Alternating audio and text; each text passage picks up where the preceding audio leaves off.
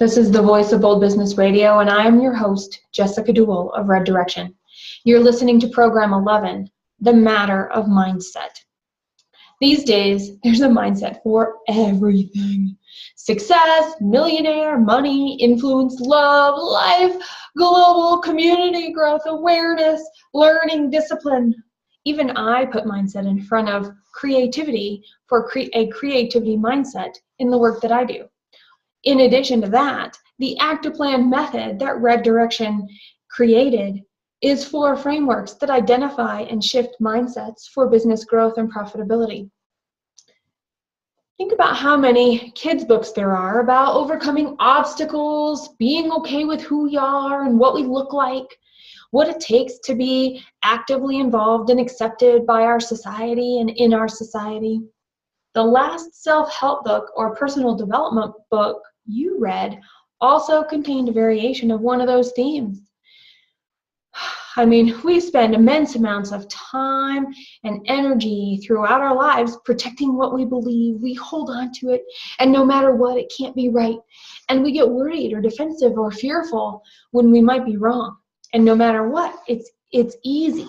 It's easier to tell ourselves a story and block out anything that's outside of what we know. Yet unless we open up even a single tiny fraction, just once in a while, we don't grow, which means we're not fulfilled, which means we're going to just breed more fear, which means all kinds of other things. And maybe some of us are happy that way. I mean, I do know a few curmudgeons, and they're totally okay with the way they are. And that's totally okay. This show, The Matter of Mindset, Program 11 of the Voice of Bold Business Radio, is for those of you who are somewhere in between. You're looking for more and haven't found it yet. You're seeking out ways to interact with the world differently, to have more of something that you're looking for, that you want, that's being called to you. Welcome to the Voice of Bold Business, the show that provides everything smart leaders need to evaluate situations, build relationships, and create solutions. Jessica Dewell candidly talks about the skills necessary to build tenacity and do more with less. And now, here's Jessica. So mindset, when it shows up in life, it can show up in the most mundane type of thing, right? I grew up brushing my teeth with Crest toothpaste.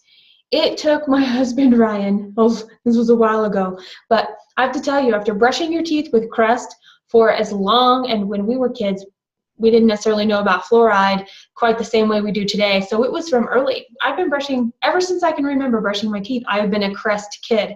And so I remember the conversation when we first talked about fluoride possibly being an issue to health, and having that discussion and how closed down I was. I would not let Ryan talk to me about the potential health benefits or the potential health risks of fluoride in my toothpaste. I wasn't even open to the idea because I had brushed my teeth for so many years. And of course, my parents did it, and my parents knew what was going on, and they loved me, and they wouldn't let me do anything that was horrible or wrong or dangerous. So I shut him out, and I wouldn't talk to him about toothpaste. Every time he brought it up, I would just shut him down.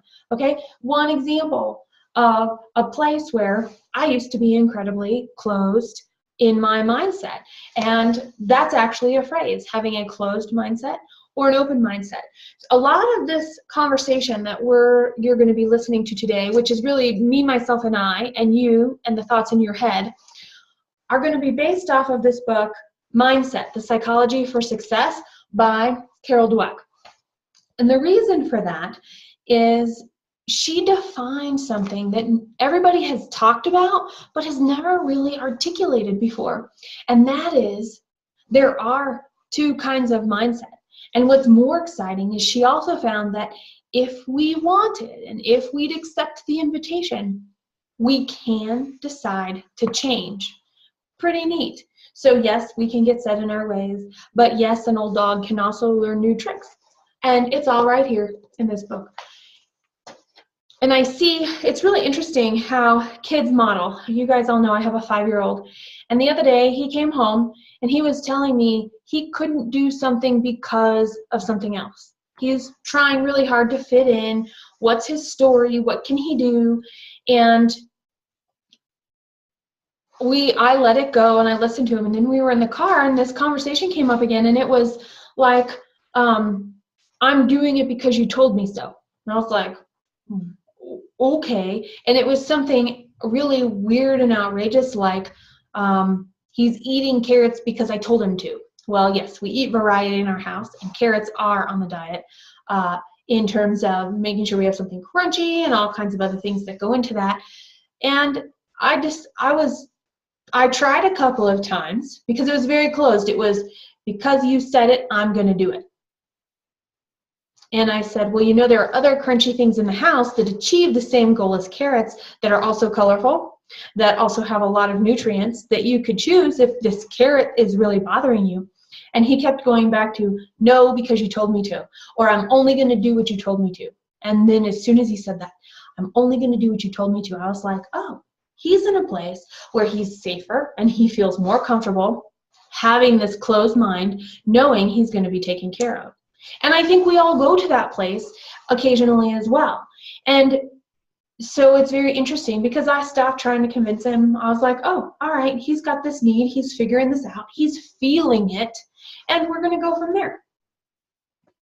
But it does come up in the way that we were talked to as kids by our parents. I mean, if we were always praised, you do a great job, you're so smart, oh, wow, you're so good at that, we're going to do everything in our power to make it real. And if that means going out on a limb and possibly failing or being embarrassed or falling down and not achieving the goal, we would rather mess it up on purpose, sabotage it, or not even go near it with a 10-foot pole, because we're protecting this image that we were given. And you know, I find that very interesting because every once in a while I find myself doing that to Carter, and I look back and I'm like, oh yeah, okay. And the things that I did, I'll tell you another story. I played the flute for basically half of my life. Somewhere in there, there was a chunk of time where I played the flute for many, many, many, many years. And I loved it. And I was not that great at it until I started playing the piccolo. Once I played the piccolo, something clicked, and all of this stuff inside of me, I actually went and I got really good. Well, I was expected to be the first chair, and I was one of the top 3 flautists of my class, the 3 high schools that existed.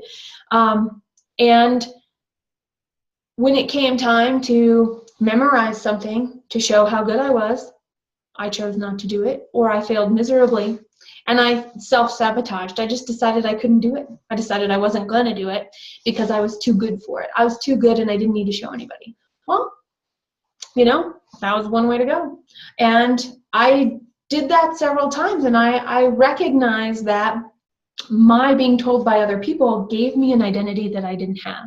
So I think when we think about mindset, and we spend a lot of our adult lives unraveling and deciding, is our personality, is our identity tied to this or that, or nothing at all? And I use that as an example because I still have things that I come across and I'm like, oh, I'm trying to protect myself here. So I can recognize when I have a closed mindset, and I can decide to take it on if I want to change it, and I can decide not to. And I've done both. So by the way, the flute and the toothpaste, I've become a little bit more open about now. You may get an emotion once in a while if you try and talk to me about either one of those things.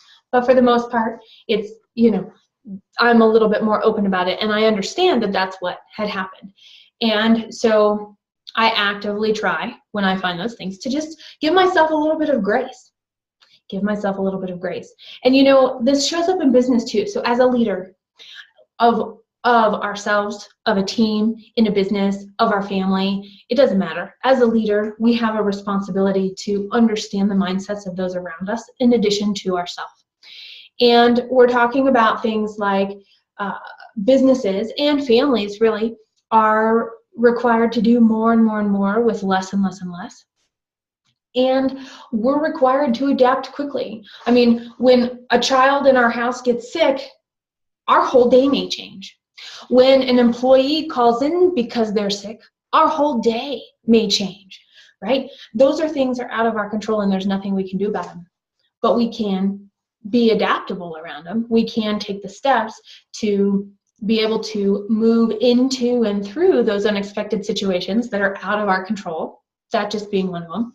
I mean, one time, one of the businesses that I worked with closely for many years, one time they came to work and one day and they went to get their mail and their mailbox was locked. The franchise that they had decided to have their mailbox at had just gone out of business and shut the doors and didn't tell them and didn't give them any notice. Well, this was an e-commerce company accepting check orders. So for months, they had a problem because of something that happened to them outside of their control. And, you know, what are you going to do about that? I mean, you know what you would do. They did what they were going to do.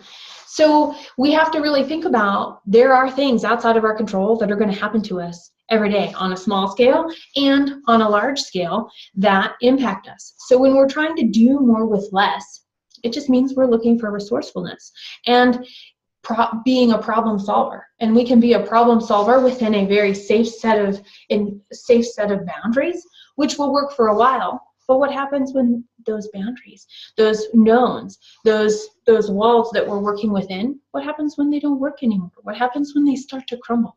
We don't know. You know, we don't know. Adaptability matters here. It matters a lot.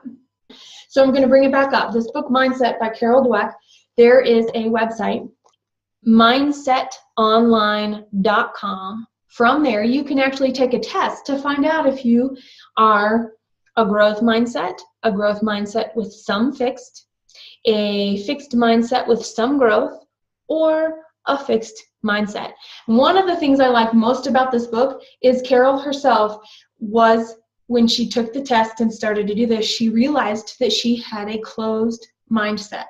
And so to have the author of a book discovering something and articulating something and willing to change herself through it, that says a lot to me about the research and the information that is put in there. And I think you'll find it useful if you haven't taken the test to just know and to recognize what the signs are in terms of being able to help people and where they're at, and meeting people where they're at to still move forward in a positive and effective way. And I'm curious for you listening, what do you think? How would you promote having more of a growth type mindset? Is it to continue to read books? Is it to listen to somebody specific talk about these things? What are your tips? This would be very useful information to have for leaders just like you that are on this path, just like you and just like me. There are a couple of other books that come to mind around mindset. And these are ways, these are just ways we can check ourselves and we can find out what pulls us forward, where we're most comfortable. And I'm not going to use comfortable, I'm going to actually just say a little bit more easy, where it's easier to work from, because comfort sometimes means stuck or avoidance. And I'm talking about being pulled forward into something that is the right thing and it's actually easy to do. And so comfortable fits there in that sense. There's a sense of ease in place. And one of the books that I really love that's been in part of my life, my whole life, is Jonathan Livingston Seagull. This Richard Bach story talks about this evolution of this bird. Seagulls are seagulls, and they do seagull things, and they act like seagulls, and there are things that they just don't do. Well, this wonderful little bird, Jonathan, decided that he didn't understand that, and he questioned and he questioned and he questioned, and and the results of that were what happens when you go against the status quo. What happens when you go outside of the norm? There's resistance from the people around us. That doesn't mean we're experiencing resistance. It means we're seeing resistance in others. And his evolution and what happened. And I have to tell you, even today, it comes, I didn't know, even today, it comes forward to the fact that this just brings a smile to my heart, because we all have this in us. We're all a little bit like Jonathan Livingston Seagull. So if you haven't read it, this is one that I like. And it was really funny. I was talking to somebody about this a couple of years ago, and they said, have you ever listened to the song? And I had no idea there was a song about Jonathan Livingston Seagull. So if you don't want to read the book, maybe the lyrics will be just as good.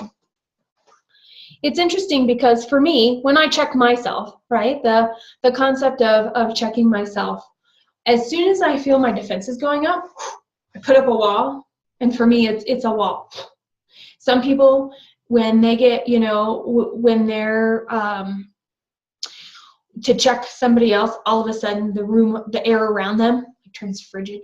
Like you've literally walked into a refrigerator and you have no idea what just happened. Other people, there's a little bit of anger. There's a huge a negative emotional release that comes up, and you can see it in their face and their being, and their whole body is just pulsing with this heavy energy.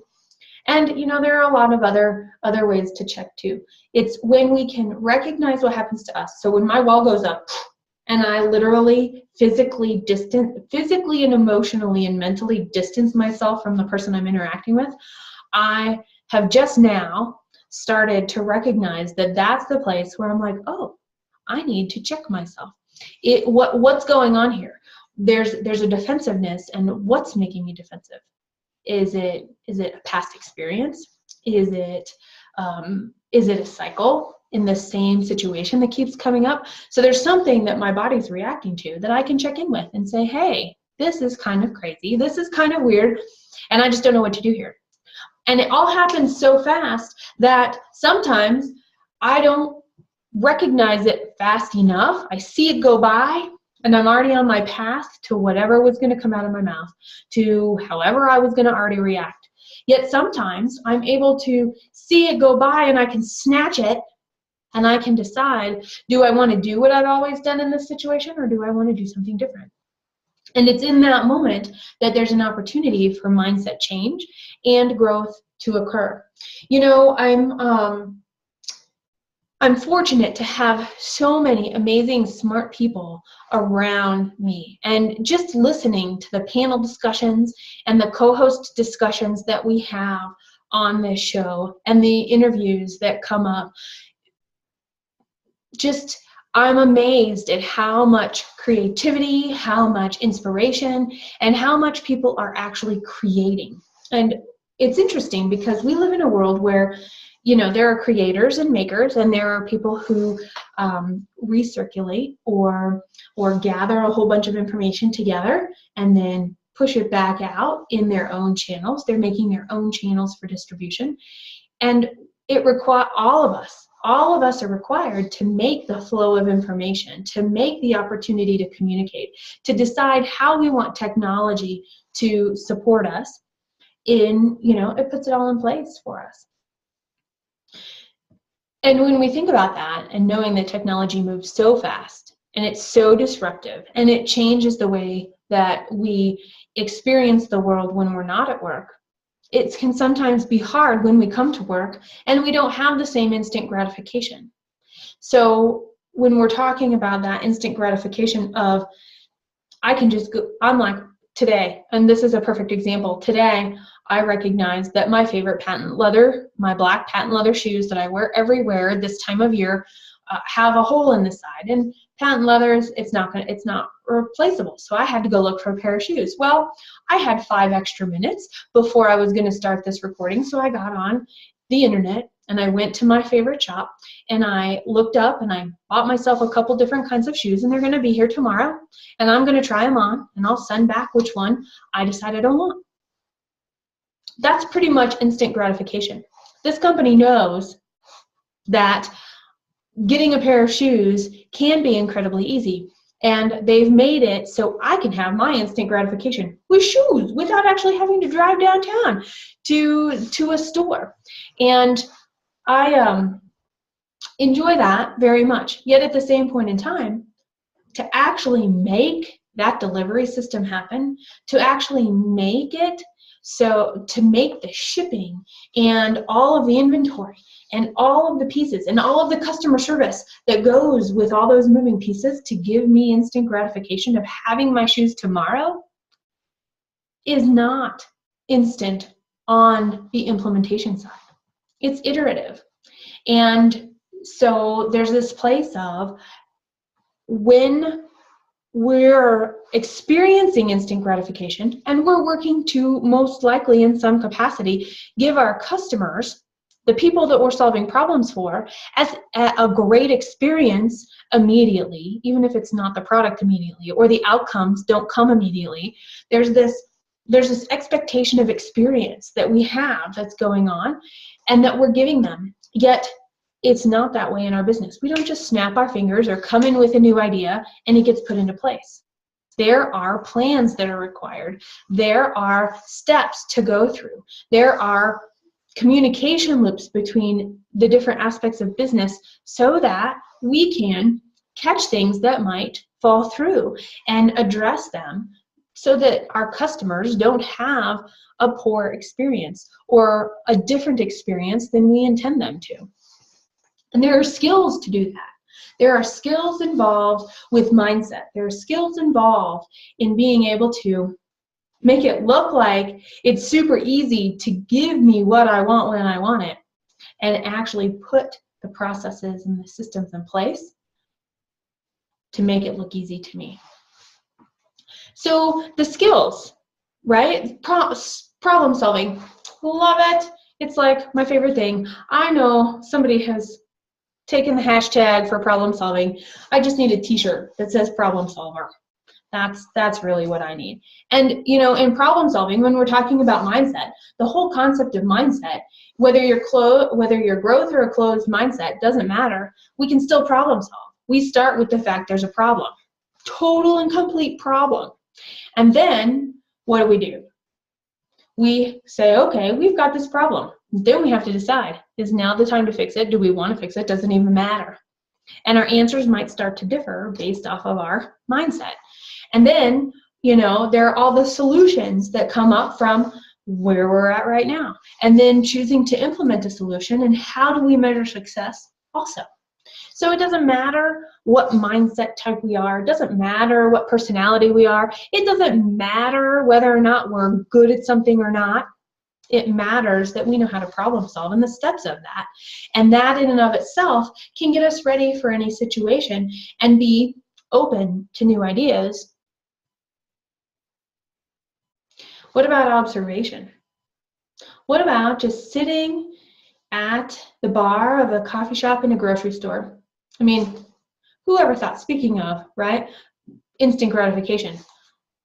When I was growing up, there was never coffee shops in grocery stores. But think about it, sit and watch. Go to the grocery store, have a cup of coffee, and just watch the people coming in. You can see all kinds of things. You can tell what kind of day you're having. You can imagine the good things or the rough things or the easy things or the difficult things that they might be facing, all from their body language. And that level of observation and just noticing is something that is very incredibly useful, because then when we're in conversations with other people, we can check our own mindset. We can also recognize a little bit quicker and easier the mindset of somebody else, so that we can do our part and take responsibility for having the dialogue we want, and at least putting the intention of what we want to come out of the interaction that we're engaging in. You know, that brings me to think about, here's another one. This podcast, this radio hour is all about books, apparently, because there are so many great books about mindset. I can't just talk, hang on, let me take a step back. I can just talk about it myself and my experiences. But it's not nearly as fun to just do that. It's more fun for me to share the love of the books and the authors that I know or have read that really have impacted me around this concept of self-awareness, mindset, and being able to interact with others where they're at. So Dare to Be Yourself by Alan Cohen is also a great book. It talks about, we were talking earlier about the expectations people give us, and so we protect those. When we're exploring what we don't want, right, what might not be us anymore, sometimes people call it what serves us or not, right? We can let go of what doesn't serve us anymore. Well, Yeah, that's one way to do it. Sometimes we have to let go of things that don't work anymore. Sometimes we have to let go of things that are just plain difficult because we choose something else. And this is it. Dare to be yourself is about self-choice, recognizing and starting with ourselves what we want, recognizing and evaluating the people, the relationships in our lives that we want, and are they beneficial to us? Meaning, do they, not that they're always good and not that they're always impactful, but they influence us in a way that allows us to stretch and grow. And even when we're experiencing a wide range of emotions, I mean, just think of any marriage or two business partners. There's always an ebb and a flow and an up and a down where conflicts come up and they get handled, and conflicts come up and they get handled, because everything is growing in this ebb and this flow, and it's how people show up together. But to really show up and make forward progress, we have to really know where we stand, and we have to understand where we stand and which part of us we share with the people we work with. We share with the people that we're married to. We share with the people we choose to surround ourselves with, both at work and out of work. So there's just a commonality of openness. And we have it all, which, by the way, I think that's a different book by Alan Cohen. You had it all the time. That's the title. It's pretty neat to consider and recognize that we're right here. And if we're not stepping up, and if we're allowing ourselves to be defined by others, we're limiting ourselves. And we have to have the courage to find the courage to draw that line in the sand and say, here I am. And maybe we don't do it with everything at once. Maybe we do it with one thing at a time. Maybe we don't even know we're doing it, but we're being pulled that direction. And when we're pulled that direction, things start to shift as well. So building the skills comes with practice. Whichever skills you're working on, awareness, willingness, practicing supporting others, managing your emotions, checking in and being able to identify and increase the range of emotions that we have, making mistakes and recognizing that the mistakes that we make are giving us confidence to do it differently next time. And the more successes we have and the more mistakes that we make, the more confidence that we are going to build. And that's just experience that comes with time and effort. And the more we do it, the more we learn. So we're practicing. We're doing this over and over and over again. Which is, you know what? Nope, I don't have another book right now. I thought I had another book. Right now. The courage too is another one. Stepping up, recognizing when we're in our comfortable chair and a little too comfortable, and willing to get uncomfortable and change it up a little, do something different, think like somebody else, and see how that impacts what we do next in our action when we consider more than one perspective. So skills, practice them, and define what the steps are. And if you need any help, you know where to find me. I can help you do that. Come up with the steps that you already know about a skill. Come and recognize the ones where you might need a little more work, and just practice them every day in little things. It could be, I mean, I give examples like this all of the time. You know, like I'll even tell you tonight. Tonight, Carter has swimming lessons. Ryan's taking Carter to swimming lessons, and there's no food in the house. I just didn't get around to grocery shopping. So there's no food in the house. So we had to have a conversation. What are we going to do? And how are we going to handle it? And when is it going to happen? And what's the timing around it? Both from me, when I don't eat, I turn into a great big monster. And when Ryan doesn't eat, he turns into a great big monster. And when Carter doesn't eat, he turns into a tiny monster that's louder and crazier than the two of us combined. So, you know, we've got to eat, and we've got to make that happen. We can put our problem-solving skills to that. We can do a quick observation and have a conversation and figure out where we are emotionally. And we can just say, okay, this is what's going to happen tonight. And if it doesn't work out great and somebody has a meltdown, which sometimes is me, I'll tell you, sometimes I'm the one that has the meltdown because I don't get fed fast enough, is we can figure out what happened. We can look at it and we can do it differently next time. So we don't have to be doing things with trying to get a client or potentially losing a client to practice these skills. We don't have to change great big processes of accounts and receivable and how we interact with customer service or what our marketing messages are. We don't have to start gigantically large. We can start on very small things. And I think that's the piece where if we're willing to take a look at ourselves and our day-to-day activities outside of what our responsibilities at work are, there are places that we can practice these skills. So here's a story about Carter, since we were talking about this. And like I said, I love stories about my 5-year-old because they really bring into perspective assumptions that we have out in the world. And this involved me and one of Carter's schools. Me, Carter, and Carter's teacher and a school. So in our house, right, we lived in Seattle for a very long time. So when Carter was born, it rained a lot. And when it was just too cold rain and he was just too little to be outside in the rain for very long, as soon as he could walk, which was really stinking early, we said, sure. We made the rule. You can run in the house. We made our house run-proof.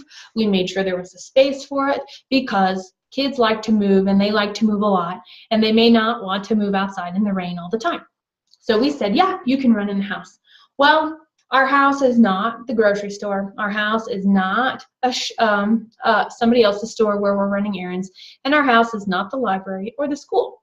So one day, Carter was running at school. And the teacher says, well, do you run at home? And Carter says, yes, I run at home.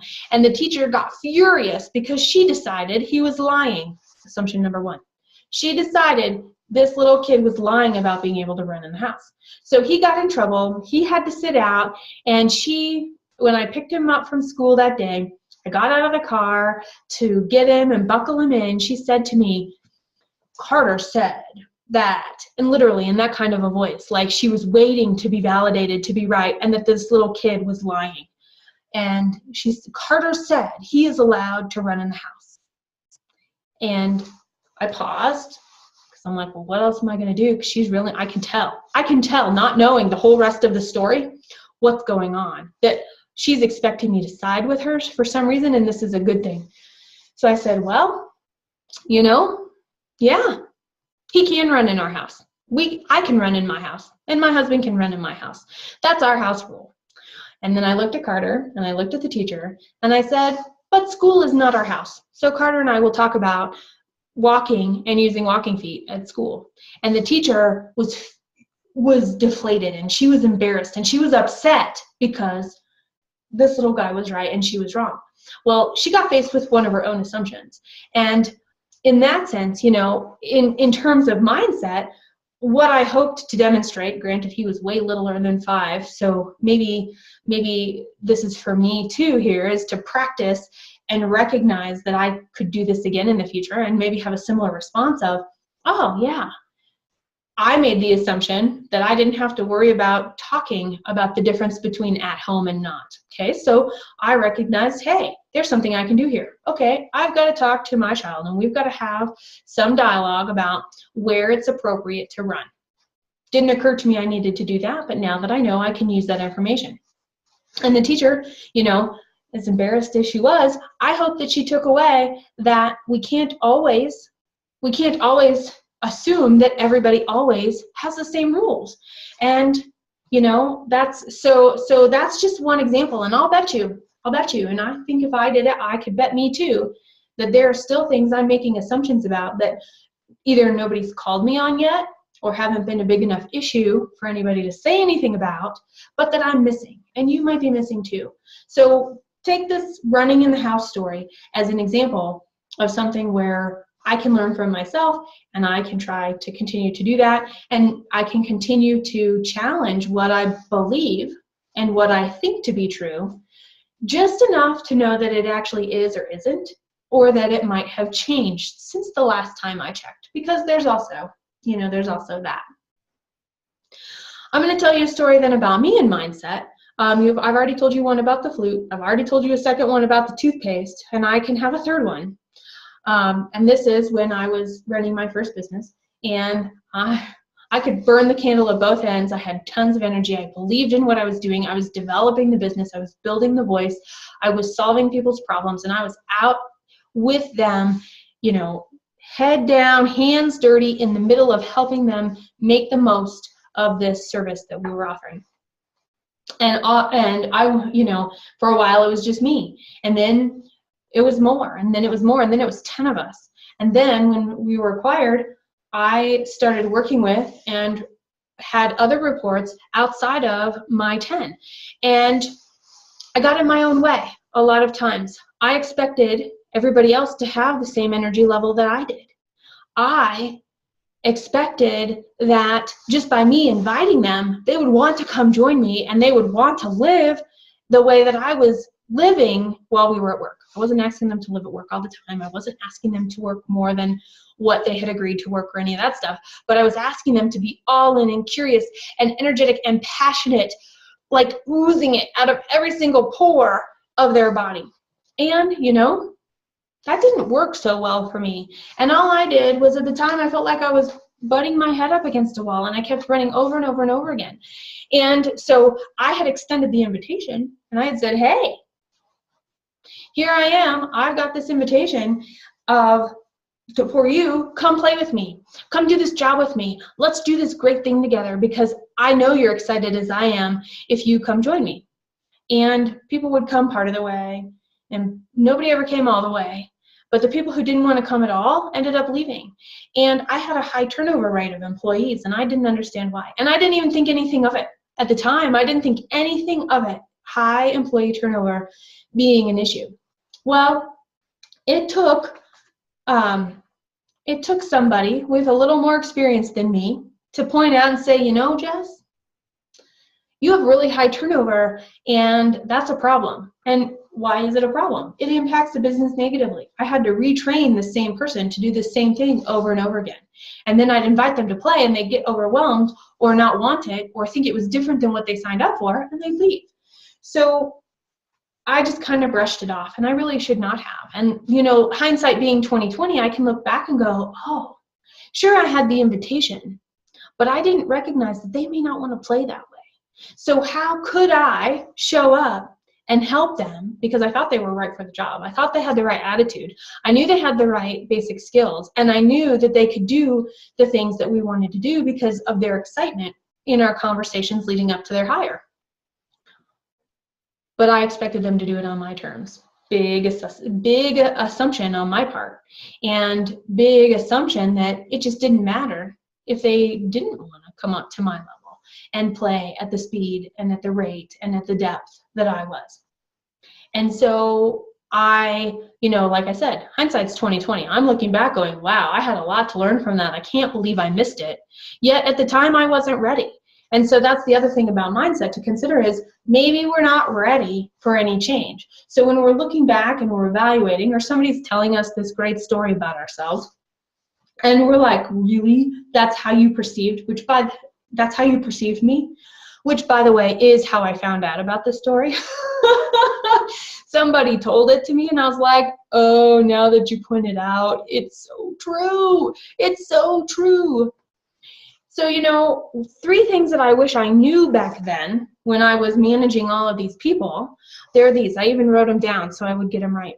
How do I check myself for closed thinking? Because my inability to question my assumption as to why nobody was accepting my invitation was actually limiting and pretty closed, because it created bottlenecks. Work didn't get done. The second one is the exact steps for solving a problem so I could have helped my team learn the process that I was at. So maybe they weren't ready to go all in. Maybe they weren't ready to go as far or as long or as put in as much energy. But maybe they also didn't have the skills, and I didn't have the awareness or the ability at the time to be the leader, to be a leader that I could have been, and encouraged them and developed them in those ways to at least allow them to open up in their own way and on their own path, so we could have this great shared, this commonality that we were working from, this shared space.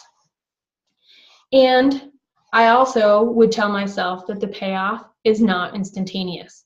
When they came on board, I got them trained as quickly as I thought they could to my standards, right? Here's how fast it took me, or here's how long it took me, so it's only going to take you that long as well. And recognize that sometimes slower is better. Recognize that sometimes through training another person, through having that interaction of talking about it, actually brings up opportunities, actually brings up places to evaluate. The instantaneous piece doesn't happen with personal or team development, and for that matter, business development. I mean, the growth that we see happening right now in our business, or the decline in sales that we see happening right now in our business, is not from what we did today or yesterday. It's from what we did 3 months ago, or didn't do 3 months ago. It's from what we did 6 months ago, or what we did not do 6 months ago. So that's something for us to keep in mind too, the different paces that we're working at. And in the end, everything that we have gives us a new floor. Gives us a new floor to work from. Every failure and every success, we fall, but we're not falling as far, unless we really want to, and we dig finding out if we can still bounce from that high or not. Every experience we have gives us a floor, and we can launch from that floor. And when we fall back to the floor we have, and then it actually goes up a couple of notches because we have more experience under our belt. We have more awareness. We can make different choices from the information that we have, and we can launch again. All of the books that I mentioned, all of the information and the websites will be in program notes for Program 11, The Matter of Mindset. Come to thevoiceofboldbusiness.com and look for Program 11, or search the name, The Matter of Mindset. I know you have experiences with mindset. I know it's probably, and I want to hear yours. As a leader, what's something that you were surprised about? When did your assumptions get questioned and it was uncomfortable or embarrassing? When did you notice somebody else's and just recognized that you were able to shift to meet them where they were, to get the job done, to achieve the outcome, to have a good meeting, to just deepen a relationship even? We want to know, and remember, it's a matter of mindset. Subscribe at thevoiceofboldbusiness.com and get more information, program notes, and past episodes. Bold leaders approach each situation and focus on action to achieve a higher level of leadership. Jessica Dewell, your business advocate, is the host of the Voice of Bold Business Radio. Thank you for joining us.